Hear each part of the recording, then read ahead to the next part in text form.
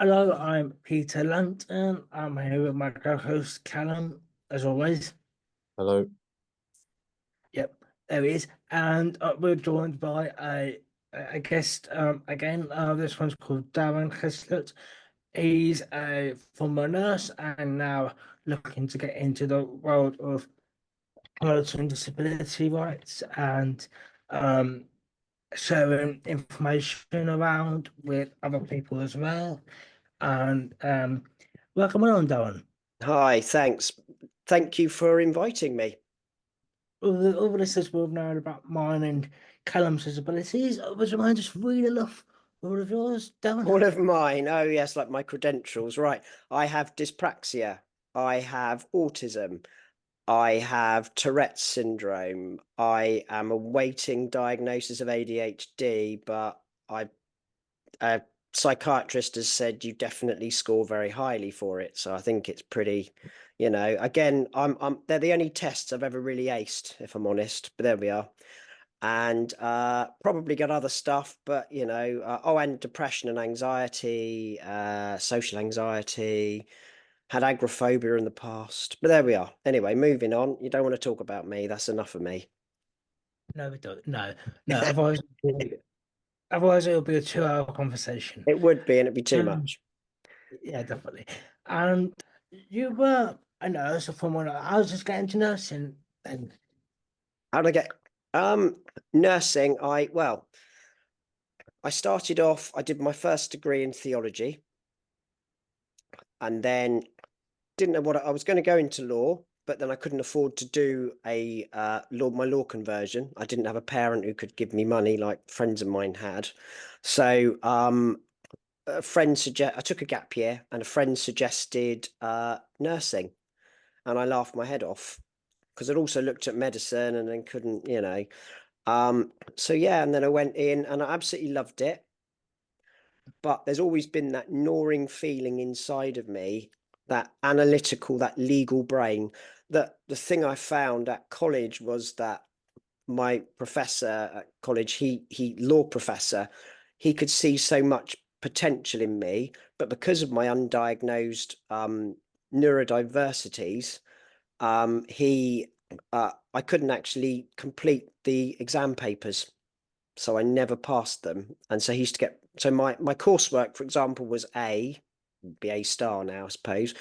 And but then I ended up with my exam paper. After the exam paper, I got an overall mark of a D grade, and that was because I didn't have extra time in exams, and I didn't have other extra support that I would have got had I had a diagnosis, which probably back in the 90s, showing my early 90s, there was very little understood about autism and other neurodivergence.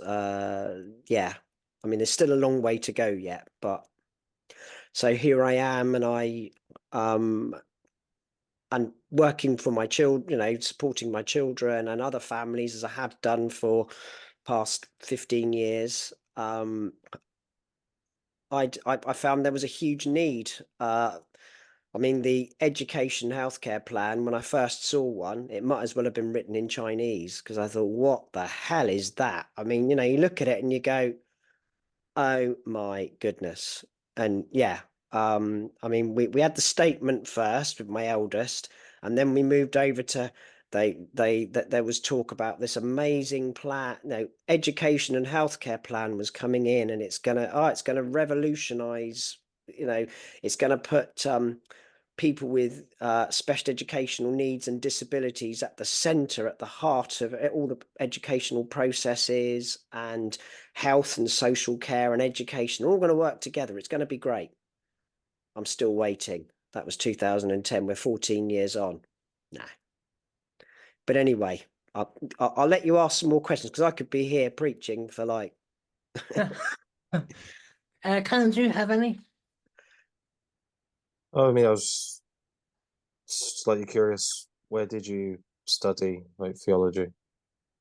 I studied theology at Westminster College Okay. and Oxford. So I have an Oxford degree, which doesn't really is it's a degree in theology. I Yeah. was going to go into the become a church minister, Hmm. and when I was 24, after I'd graduated, I went to the church and they said, you need to go and get yourself some life experience. Go away and come back when you got some experience. And of course, I never went back because Right.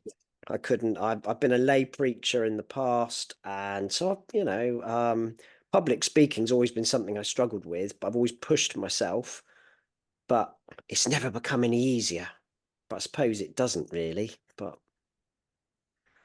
Were you I assume with that ambition, you were a regular goer growing up? I was, yeah, I was. And my family, my parents, oh, my mum was in the Salvation Army first, and then we travelled to different churches, looking around for a church that would be right for us.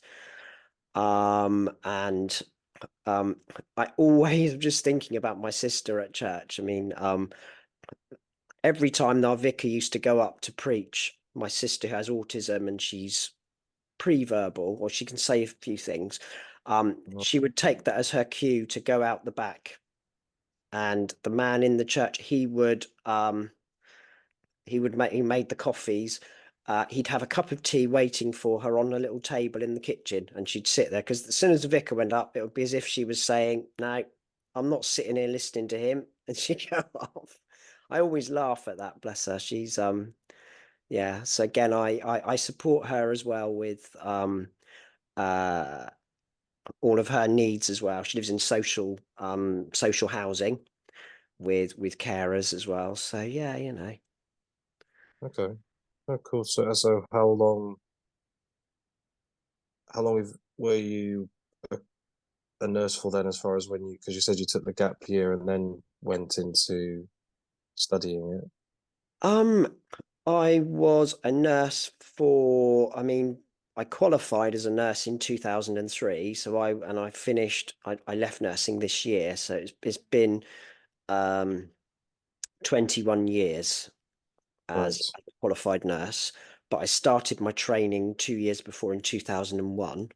Okay. So yeah, it's been, I suppose, 2001, 23 years really. So it's, pretty good amount of time. I'm 49 now. Um, I've always had that motor in my head like that, which I now know is ADHD, where I keep moving forward, thinking, right, okay, that's not working. Let's move forward. What's gonna, and yeah, I I love it. I'm not so good at the business side of things, but I am getting better. I'm learning. Um, and again, I'm always trying to help people more than actually um bring enough money in to pay the bills, if that makes sense. So Yeah. but again, that's coming with experience really, and something I'm working on now. So yeah. Okay. And just very briefly, you mentioned your sister. Yes. Are your parents also neurodivergent? They don't have a diagnosis.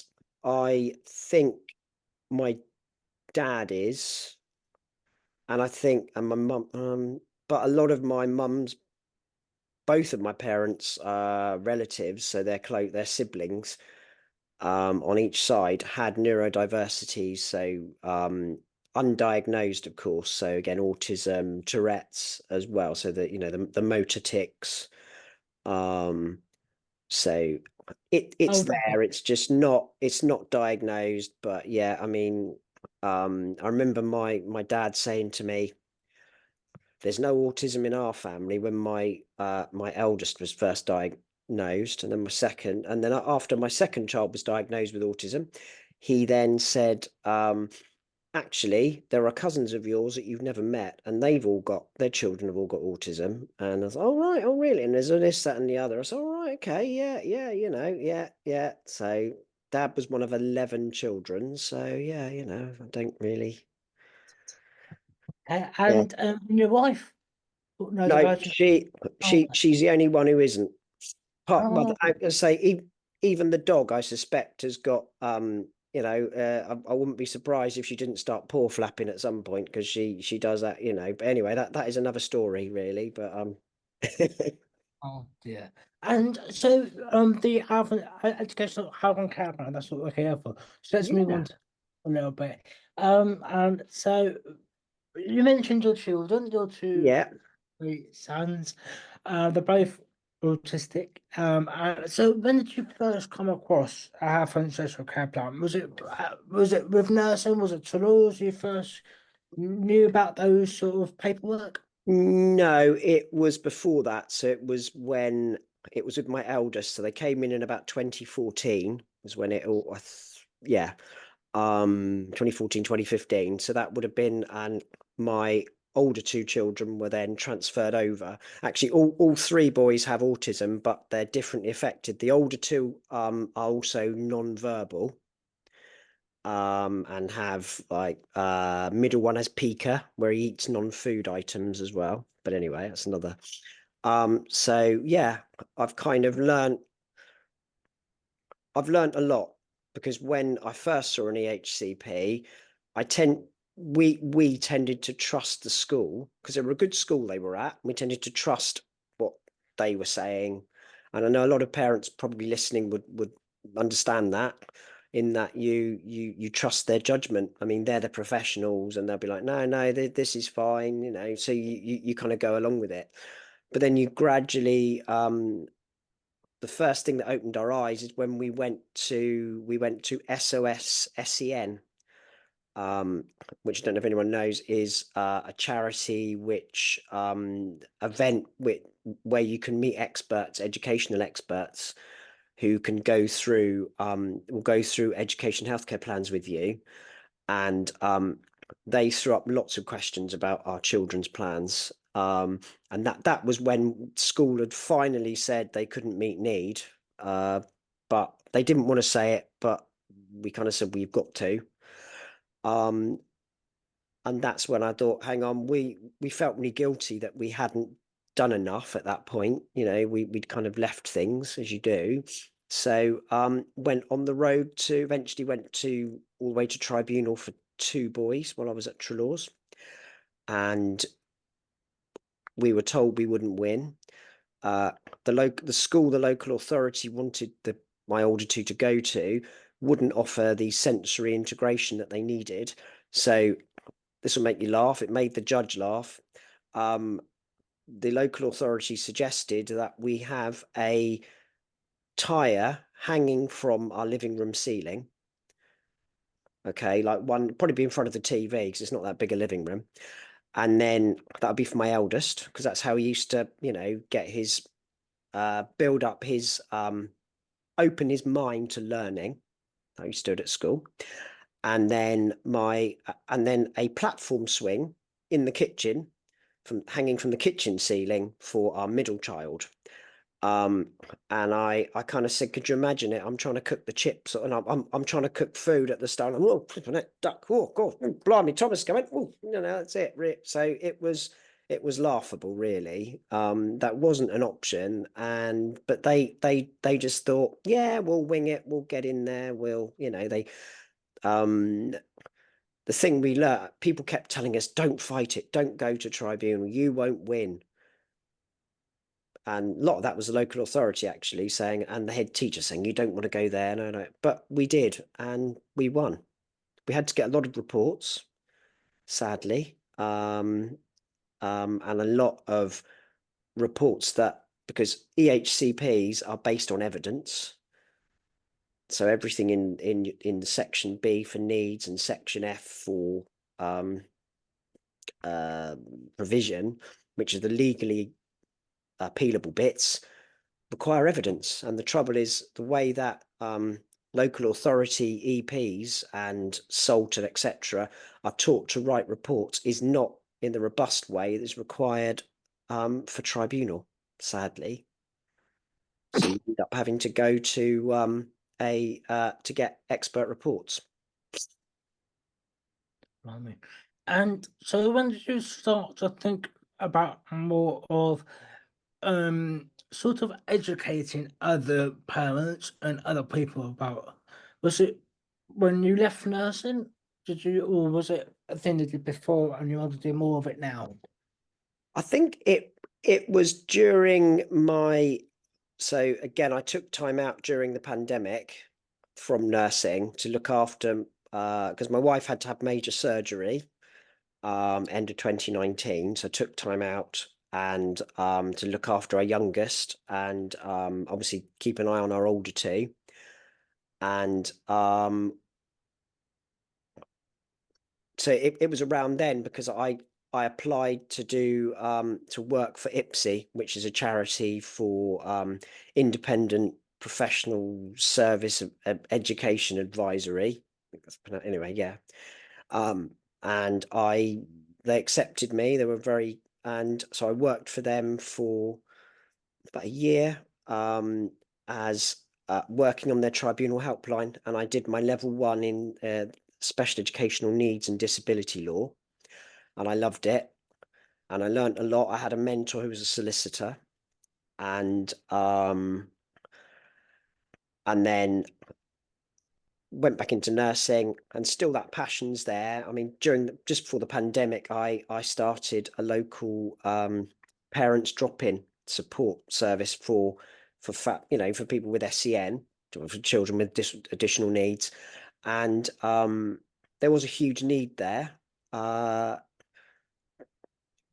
then so I could see that need was there. People are the language used there's no plain English. All the YouTube videos and stuff I've looked at, there's a lot of legal jargon, and that's great, but you have to be able to bring it down to people's level, help them to understand it.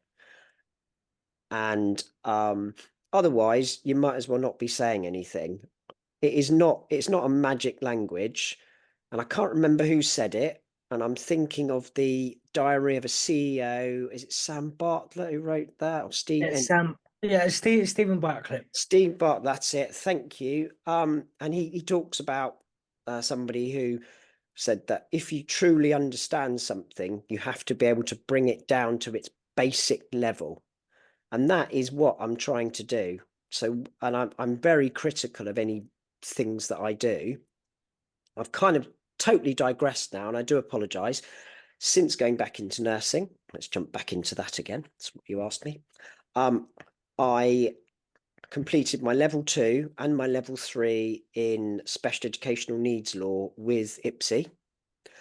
And again, absolutely loved it. It was very challenging, and the law is challenging. And obviously on LinkedIn, I've got a lot of connections within the law, which is great. I'm starting to get people actually respond to me. It's a bit of a void, LinkedIn. You know, you post stuff and it's like, is anybody there? And then people have actually started responding. So maybe there are people there. I don't know.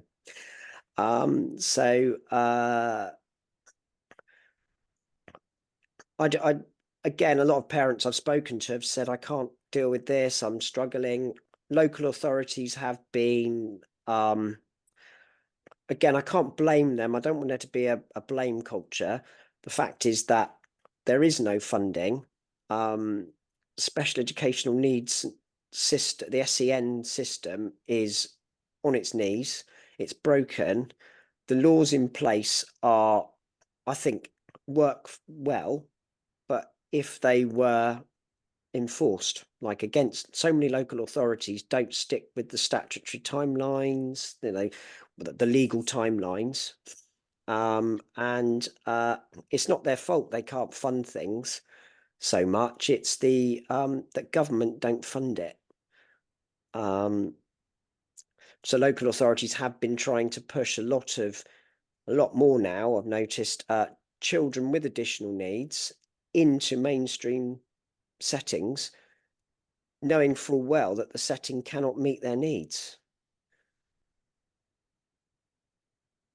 I suppose just to form the timeline. So, with you joining IPSI and then going into special educational needs law, that was a lot of that done online with with being, you said this sort of journey started during the pandemic. Yeah, it was done online. So I would work from home doing taking calls from parents and giving advice on the IPSI systems. And then talking to my mentor about how my cases were how the cases were going, and Mhm. yeah, it went from there really. So is it a case, so for people who may not be fully aware, so it's a case of the parents contact IPSI and then you're sort of the protocol, like contact? Yeah, kind of. Either the parents or the young person, if they're able, to Mm. contact IPSI, and there would be a number of of legally trained advisors, and I was one of them, and we would kind of calls would be given out to us, or we would state what days we were able to work really, and then go go from there. Okay. So as far as in the few years you've been involved, I know you've potentially sort of touched on it, but do you think things have started improving? In short, no. No. I mean, there's a big campaign at the moment, well, has been for at least the past year now on send. The system needs, all it needs overhauling. It needs more funding, Yeah. because I've never known, in all the years I've had dealings with it, I've not known how tough it is now to get. It's getting tougher and tougher to get your child's needs met.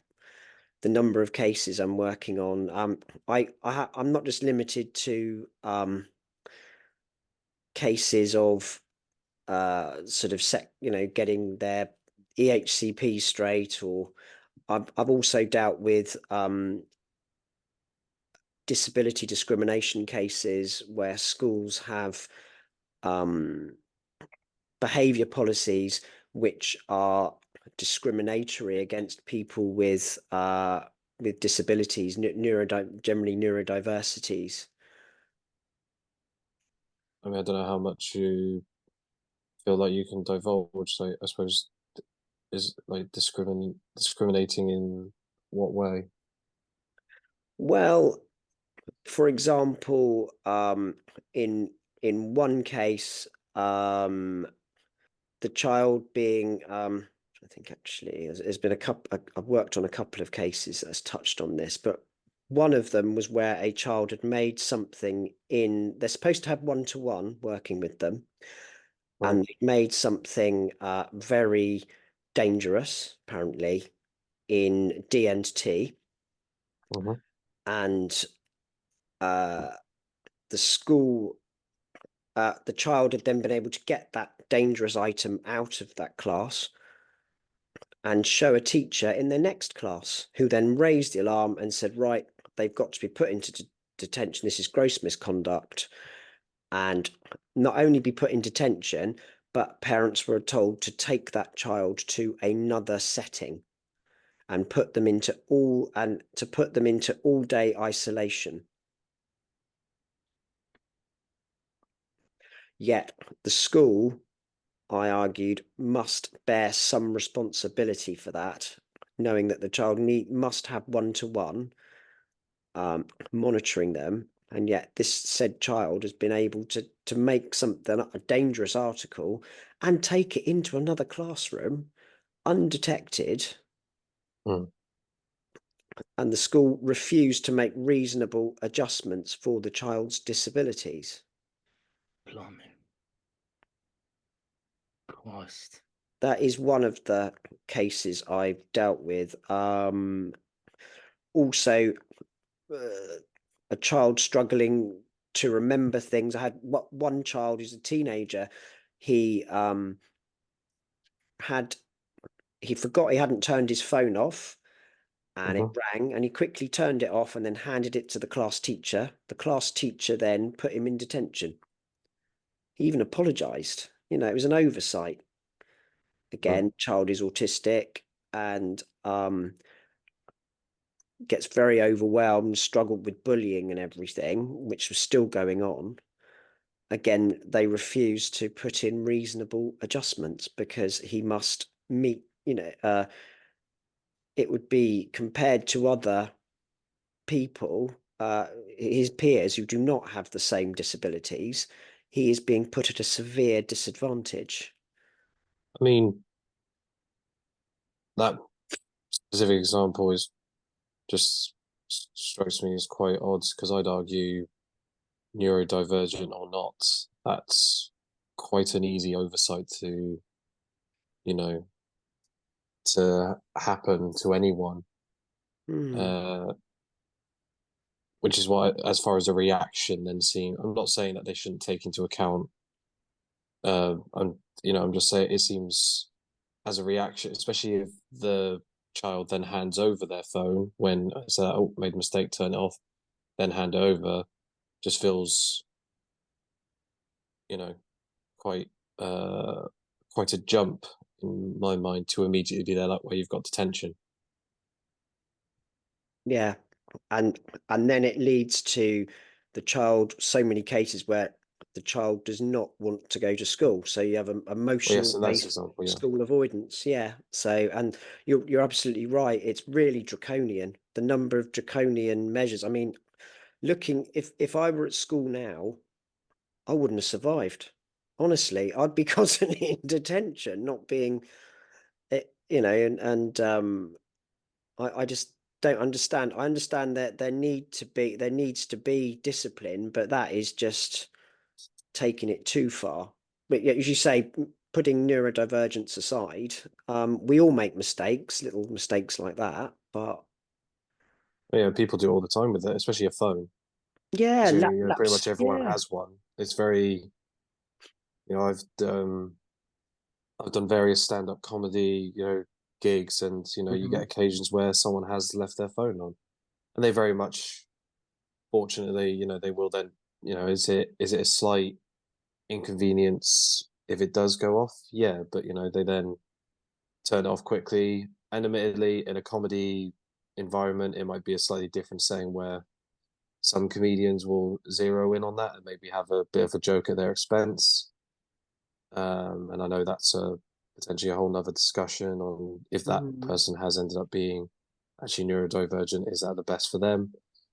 But either again, I suppose my point being that it, like you said, it's just, and as I was saying, it is very easily done in a world where I think pretty much everyone above the age of 10 has a mobile phone. Hmm. Yeah, that's right. And it's a lapse of, you know, we're only human Hmm. basically, and we have so many other things going on in our minds, and yeah, it's an easy thing to forget, really, and it happens. But Yeah, especially if it was a one-time thing, because I guess what you said anyway, it's not like it was a regular occurrence. no, it was, yeah, as you say, it was just a one-time thing, and Hmm. um, you start to wonder, really, how is that going to impact on should is that because we often think about how the mental health, well, we forget about the mental health of young people as well, and how we've treated at an impressionable age, and how that has an impact on our mental health going into adulthood. Yeah, no, Absolutely. definitely. There you Yeah, go. we've begun. Perfect. Right, my diagnosis of dyspraxia was when I was 24, so that was before my children were born. Okay. And before you Uh, started your nursing, correct? Before I started, actually, no, it was during my nurse training. So actually, it was Okay. probably after 24. Actually, it was 2022. So actually, I was a little bit older than that. 20, I was 27, actually, 26, 27. Okay. Um, and I was having some problems with my work. I'd always struggled. I always thought I was just lazy or thick, or and again, that kind of stems from my childhood, my schooling, where I was um, written off parents were told, when I was 8, I were told, take him to another school, take him to a special school. We can't teach him. And luckily, Right. my dad disagreed with that. They just couldn't understand why I seemed to be very bright. I could always articulate, but I couldn't actually read very well or write very well. So, but anyway, Mm. I've digressed there. That was the reason. So anyway, I had a problem with one of my assignments. So went along, and some people said, "Oh, don't." My tutor said, "Oh, you've just got a butterfly mind." But I went along and saw an educational psychologist, and she felt I was borderline dyslexic, but felt I was more likely dyspraxic, had dyspraxia. So I was given extra time in exams. How much extra did you get? 25% in exams. Yeah. Okay. It's me. Yep. And then I'd always thought I was autistic, and it had taken me, after my second child was diagnosed, you start to think, I identify with some of these traits, quite a few of them really. Sure. And again, I'd put it off being diagnosed. I'd requested being diagnosed for took about 10 years really and it wasn't until watching the Chris Packham show program a few years ago about autism and his Mhm. journey that I really then pushed hard. I had to go to my GP. He then referred me to the community mental health team because if it came out of, I'm being cynical now, but I think it was budget wise. And so basically they referred me, although I wrote the referral. Okay. The lady I saw, the psychiatric nurse I saw, she said, "You're too social to be autistic, aren't you?" And I said, "Well, that's called masking." And again, I took a load of reasons why I was autistic, because again, I knew I would get why do you think you're autistic? What about this? What about that? Because again, people have this idea of autism being one thing rather than a spectrum of colours, really, which is what it is. It's a Hmm. hard one to grasp, and when I think I've grasped it, I then realise I don't actually understand it because something else changed it. I don't know. So I was finally diagnosed with autism when I was 4. I've jumped ahead of my other diagnosis, but anyway, that was 40. I was 48 when I was diagnosed with autism. I was diagnosed with Tourette's syndrome finally when in 2018 when I was 43. And that was years of having tics, but my tics were getting a lot worse. And because of stress and everything. So I went for a diagnosis, which I finally Okay. got. And then, but jumping ahead again, after my autism diagnosis,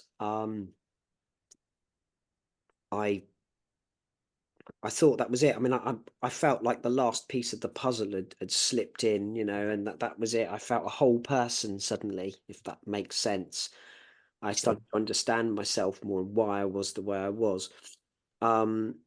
I still struggled at work and struggled socially. So I kind of do prefer working on my own. Although I do like people, so I'm kind of a bit social and a bit but a lot of the social, I've always put on this mask of being able to be extrovert, but actually I'm really an introvert, to be honest, if that makes any sense.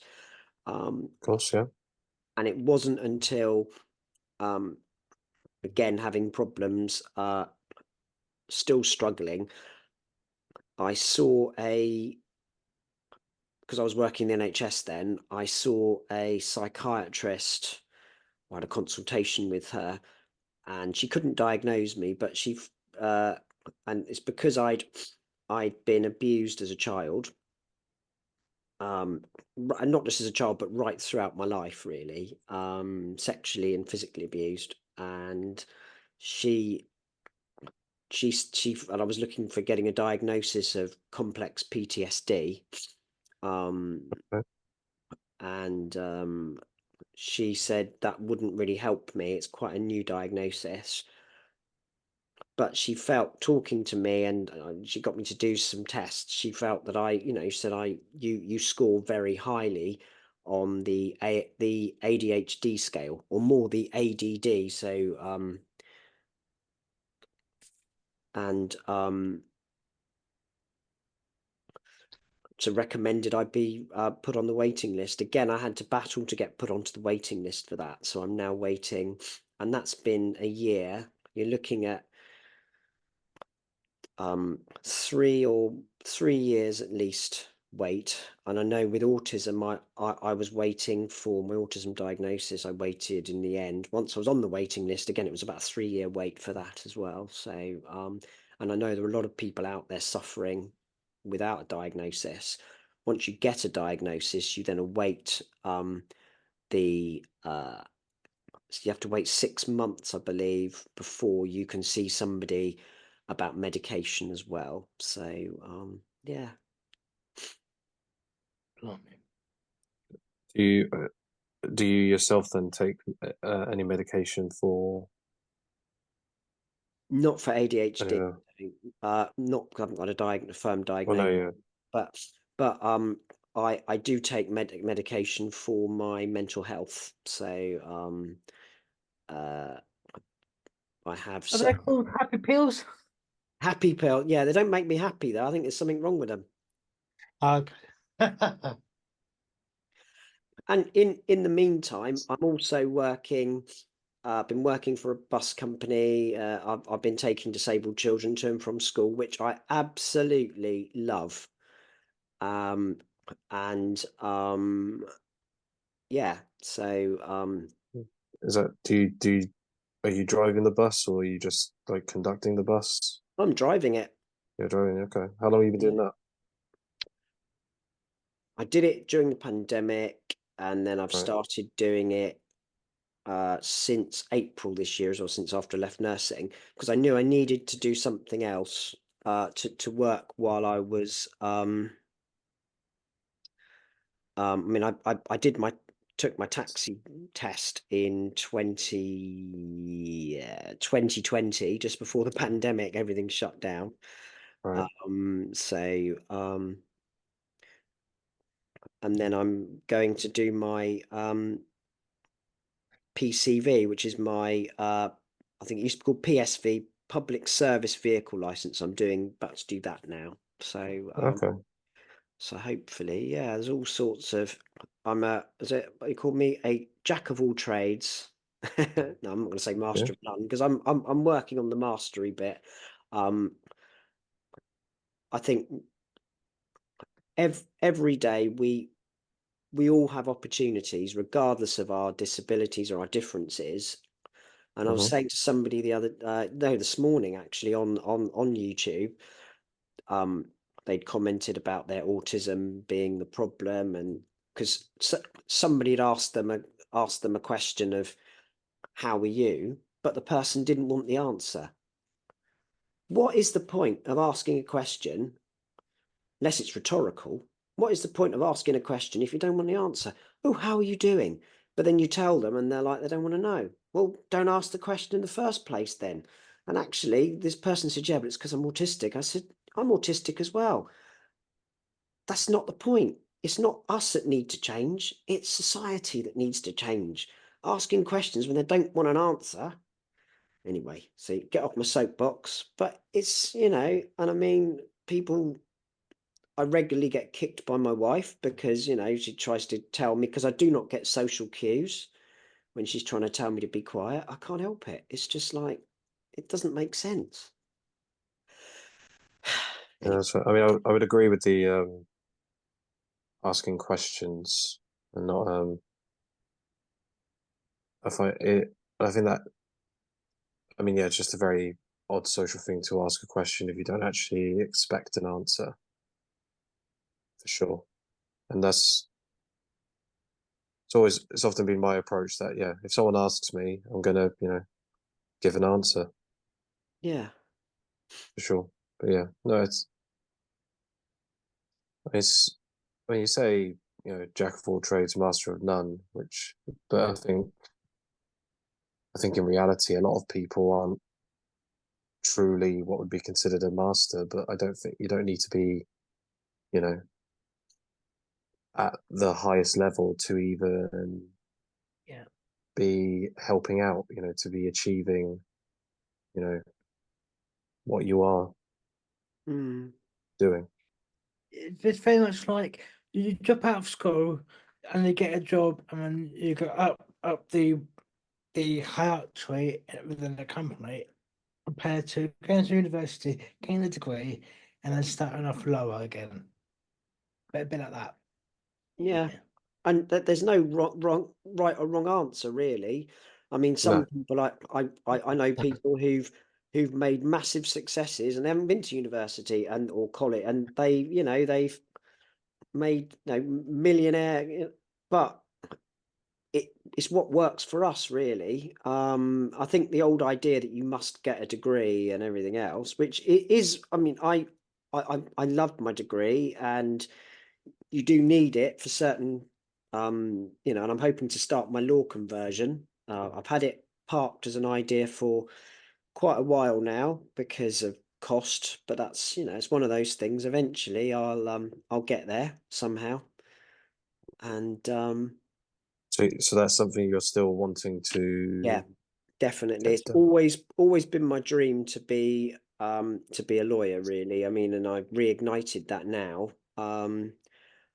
And although I've not earned very much money at from this business so far, I have helped a lot of people. I've had I can't count how many cases I've worked on, and I've been successful in all of them. 100% success rate so far, touch wood. Um, Simply because I I believe in it. I put my whole self into it, and Mhm. I'm always very self-critical, which sometimes is quite a good thing.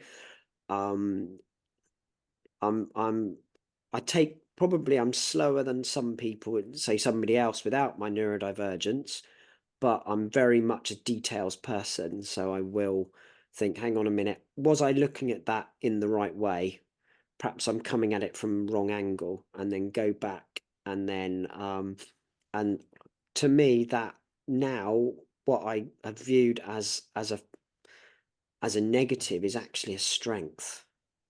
And so you're now doing that, and the going on to the.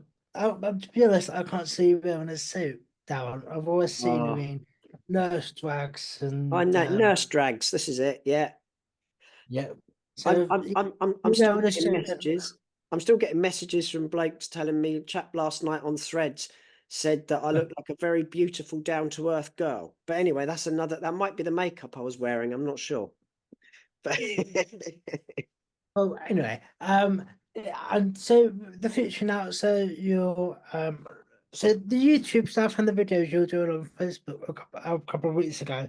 Mhm. Um, as a sort of path we're going down now, some sort of explaining in layman terms to a group of people, Yeah, sort of explaining and detailing what to do. And so, with that, do you think it's the school's issues in the local authority, telling the school, parents involved?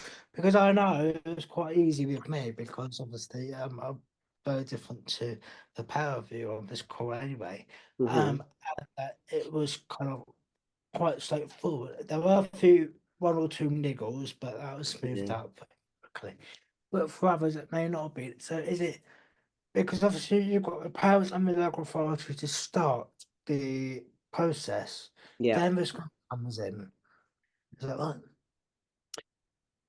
The school can start the process, or the Cool. parents, or the young person. But quite often the schools are not doing it. So it's been left to the parents, and that is a lot of the time because the schools don't. I'm told they don't have the staffing, they don't have the time to do it, and again, so what I'm trying to do is to create I suppose, a do-it-yourself toolkit really for people, because when you first look at it, it is a minefield, and being aware of the pitfalls, and when you look at the EHC plan, which I'm going to look at the draft in my next video, I've been working on. I'm going to redo it. It's not right. I'm going to bring up all the little wheedly words that are used, like, for example, in provision, it will say the child may, or the young person may benefit from SLT, or speech and language therapy, or blah blah blah. And it's been found in law that is unlawful, because they may benefit from doesn't really say anything. And an education and healthcare plan has to be understandable for anyone reading it. That includes the parents, the young person, schools, anyone reading it. So it's got to be in so understandable. It's got to be smart, and I always forget the acronyms and what they mean. I get my measurable. That's the one I remembered, and the others I've forgotten. But never mind. So it's, and usually it's got to be quantified in provision's got to be quantified in hours, if possible. There has to be sometimes some flexibility in a plan, but that has to be for the needs of the child or young person and not the system, which is the problem. Yeah. And also making sure that the local authorities don't try to fit the child into a school, rather than the school has to be the right fit for the child. So you always have to start with the needs, then the provision, then then find the right setting for them. And then it's a lot easier if the young child is already at a special needs school, or a school that is a mainstream school that has a disability side, a department. You would think so, but sadly it isn't, and it all depends on what the school can offer. And I mean, I know from my older two that their SENs, that none of the local authority schools could meet their needs, so they had to go to an independent. So like Trelawn's, but for people with autism, who are non-verbal, and they're really thriving there. And it's we've always known that my eldest has that potential. It was just needed to find the right key to unlock it, and the same with our middle son as well. He's so yeah, despite that, it because again, sometimes they think, in some cases, when a child's at a special needs school, then you may not need such a level of detail in a plan. But that's not always the case, and that has to be based on each individual child. And not forgetting, the duty to provide the provision is based on the local authority's duty, even if they do try to hand it over to a school or somebody else. So I've got one last question for you, and then Callum can ask you any others if he's got any other questions. So my last question for you, Darren, is what's the end game for you? What's the ideal outcome to come from the videos you're doing? Would you want to be more involved in that sort of thing?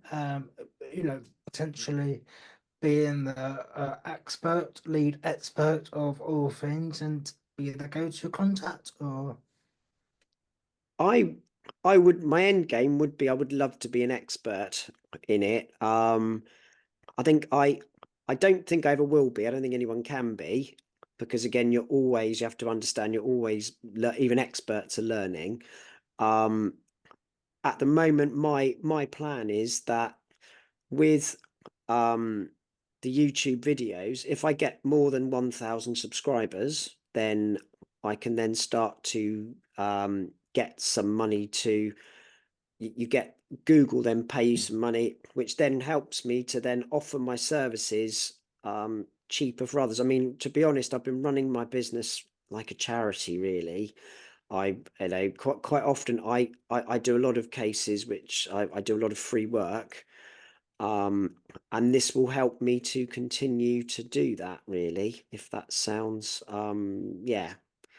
But also, apart from that, I love doing it. I love imparting knowledge. Knowledge is power at the end of the day. So How long have you actually had your YouTube channel going for, and what is it called? I've only started it this year. It's only I think I started it in March. And it's called Hiscutt Advocacy. Okay. And what was it that made you set it up? Was it primarily, as you previously mentioned, you sort of want to you saw it as the main way of getting information out there? Yes, it was. Uh, Again, I could see a need, um, which people were not getting. As I say, I've looked at a lot of other videos done by largely they're usually completed by law firms, and they're very legal dominant, which is great. You do need to know what the law is, but sometimes as a parent, it's or young person, it's very bewildering. You kind of want something else. You don't want all the law thrown at you. You need something which tells you like a bit of a DIY kind of map that says, right, do this, do that, do that. That kind of detail really. And then to back it up, if they want more information, actually guiding them to services such as IPSI, who offer some fantastic resources. Yeah, no, that's great. And so you said you started in March. Like, have you managed to get yourself into like a system of like so many videos a month, or are you at the point where it's just uploading when you're able to? At the moment, it's only been uploading when I've been able to. Yeah, that's fair. But I'm starting to work on things. Obviously, I'm aiming to get one out a week, although it hasn't happened this time because again, as I say, I'm quite critical of my. I want to make sure everything in there is how I want it to be, rather than I want to get the right messages across and not be too overbearing, really, so that people A remember it and B can understand it. So it's Well, funny enough, I've just had a look on our YouTube channel. oh yeah. 6 subscribers, 3 videos, 7 months ago, 10 days ago, and then 9 days ago. Ah, There you go. So yeah, I mean, but you always got to start somewhere, haven't you? And then you build it have. up. Yeah. And I know people say to me, some people have said, you're nowhere near 1,000 subscribers yet. And I said, but you've got to start. You know, we don't all start, you've got to have that dream and that drive.